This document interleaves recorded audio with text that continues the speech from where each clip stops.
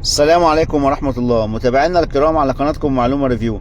زي ما عودناكم ان احنا بنتابع معاكم دايما المشروع بتاع مترو اسكندرية، وده اهم مشروع دلوقتي بيتم تنفيذه.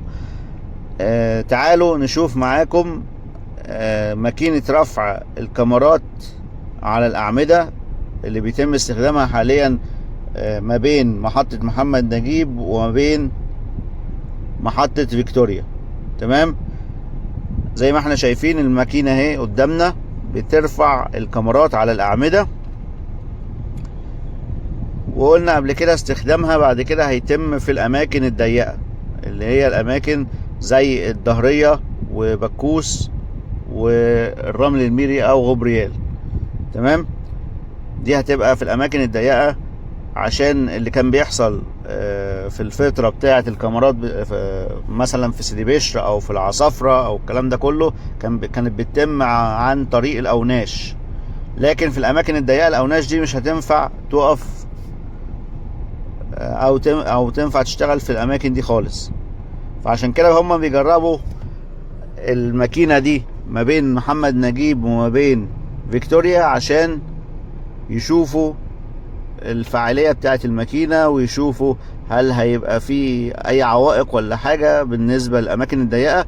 فهم بيجربوا في المكان الواسع ده دلوقتي اللي هو ما بين محمد نجيب وما بين فيكتوريا، وخلاص هم اوشكوا على الانتهاء. اصلا الفيديو ده يمكن انا صورته من فترة، بس مع كتر الاحداث اللي كانت بتحصل في اسكندرية كنا بننزل فيديوهات كتيرة،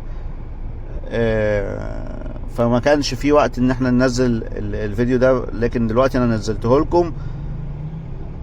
زي ما احنا شايفين كده قدامنا، احنا دلوقتي في قبل السكة. شايفين الكاميرات عاملة ازاي هنا؟ الكاميرات هنا مختلفة. شايفين المشقبيات او القواعد اللي هي موجودة دي الخرسانية دي اللي احنا قربنا عليها دلوقتي بالزوم، دي عشان تبقى ارتكاز للماكينة، لكن بعد كده هتتشال يعني او هتتساب لسه مش عارفين. بس يعني المهندس او الناس اللي كانت شغالة سألتهم ليه شكل الكاميرات هنا مختلف عن شكل الكاميرات اللي اتركبت مثلا زي ما شفناها في بقية الاماكن زي سيدي بشر او العصافرة او المندرة او الكلام ده كله. كانت الاجابة ان هنا عشان القواعد الارتكاز بتاعت الماكينة تسند على الكاميرا. هنا في حالة طبعا ايه بينقلوا من كاميرا لكاميرا من كاميرا لكاميرا، فلازم يبقى في قواعد ارتكاز للماكينة. تمام، ادي زي ما احنا شايفين اهو، ده كده ركبوا كاميرا واحدة وهيركبوا الكاميرا التانية على طول دلوقتي. يمكن الفيديو كان طويل شوية لكن انا حاولت اقصره على قد ما اقدر عشان تتابعوا معانا اللحظات بتاعة رفع الكاميرات. ادي الماكينة زي ما احنا شايفين اهي. شايفين الونش بتاع الماكينة اهو، اللي هو اللي بيترفع ده دلوقتي، ده البديل عن الونش العادي اللي كان بيقف في الشارع وينزل الجنش بتاعه عشان ياخد الكاميرا من الارض. اهو بيتم رفعه دلوقتي بعد ما خلاص ثبتوا الكاميرا فوق العمود هنا. وادي نفس القصة برضو هنا الناحية التانية زي ما احنا شايفين قدامنا. الونش بتاع المعدة اهو بيتم رفعه عشان بعد كده يبتدوا يجيبوا الكاميرا التانية ويرفعوها. اهو زي ما احنا شايفين اهو قدامنا. بصراحة مجهود جبار، يعني في اي وقت بتعدي بتلاقيهم شغالين صبح ليل في خلال ال 24 ساعة، حتى في الاجازات بتلاقيهم شغالين. طبعا بيسابقوا الزمن عشان عايزين يخلصوا المشروع في اقرب وقت او في ميعاده المحدد، يعني اللي هو كان يوليو 2026. تمام، ادي الكاميرا التانية وصلت اهي على الارض زي ما احنا شايفين. كان الفرق بقى الاول كانت الكاميرات بتيجي في الفجر هنا في الاماكن اللي هي زي سيدي بشر والعصافرة والكلام ده كله عشان تبقى الدنيا فاضية والاوناش تعرف تقف براحتها، لكن هنا الدنيا متاحة معاهم لان المعدة كده كده متعلقة فوق، فالعربية بتخش بالكاميرا على المسار هنا بتاع مترو ابو قير، وتبتدي تقف تحت المعدة. المعدة تنزل الونش بتاعها زي ما احنا شايفين اهو، ويبتدي يدخله الجنش يرفع الكاميرا. خلاص العملية بقت اسهل شوية من الونشين اللي كانوا بيقفوا ويشيلوا والكلام ده كله اهو. زي ما احنا شايفين خلاص هم كده ظبطوا الدنيا، ويبتدوا يرفعوا بقى الكاميرات اهو. الكاميرا ادي زي ما احنا شايفين الونش اهو بتاع المعدة، ابتدى يرفع الكاميرا واحدة واحدة من فوق العربية زي ما احنا شايفين. تمام. وادي طبعا ادي قدامنا اهو خلاص تم رفع الكاميرا. يبتدوا بقى ايه يوازنوا الدنيا بحيث ان هي تطلع تتحط على العمود على طول، يعني بيرفع من جزء ويقلل من جزء وهكذا. ده اللي احنا هنشوفه قدامكم في الفيديوهات. ادي خلاص اهو تم الرفع زي ما احنا شايفين كده.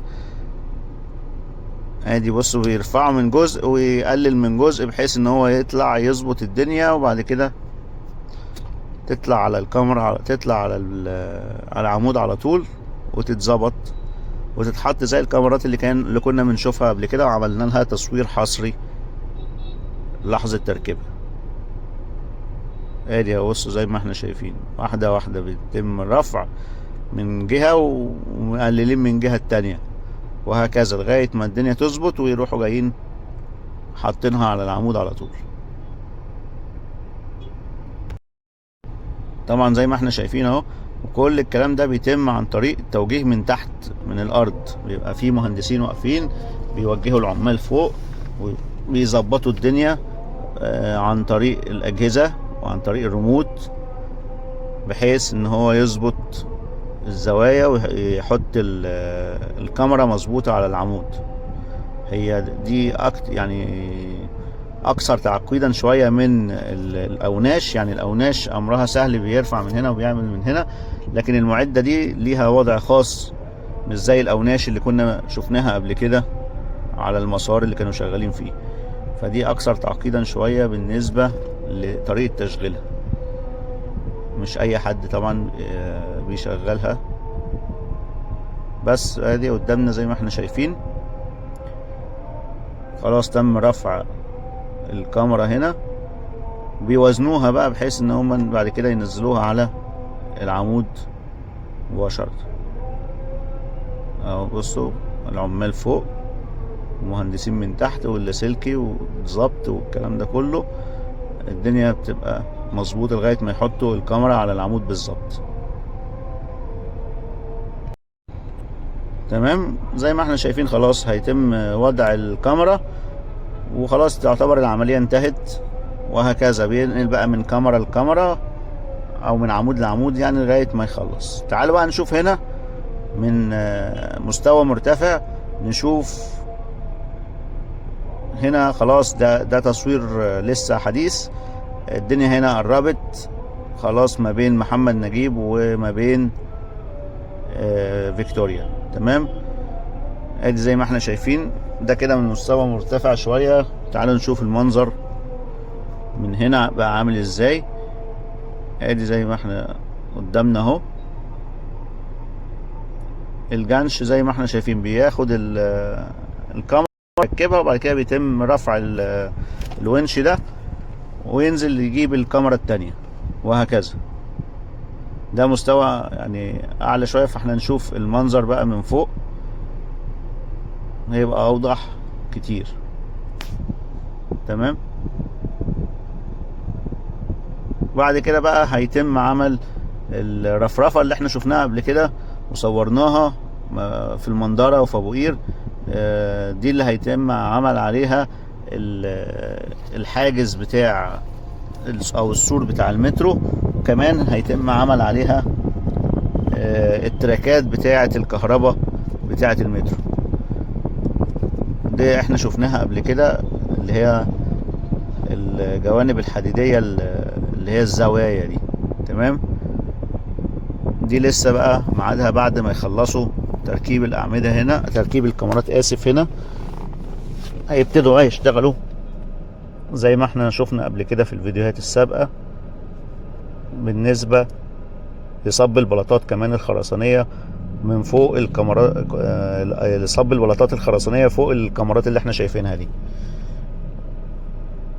بصوا ده النفق بتاع محمد نجيب من قبل السكة دي اللي جاي، ده اللي جاي من دربالة ونازل هيعدي السكة الناحية التانية. طبعا النفق ده خلاص هيتم ردمه، وزي ما قلنا في مشروع محور محمد نجيب بيتم دلوقتي، واول مرحلة فيه كانت المرحلة بتاعت كوبري محمد نجيب اللي هو كوبري تقاطع محمد نجيب مع جمال عبد الناصر.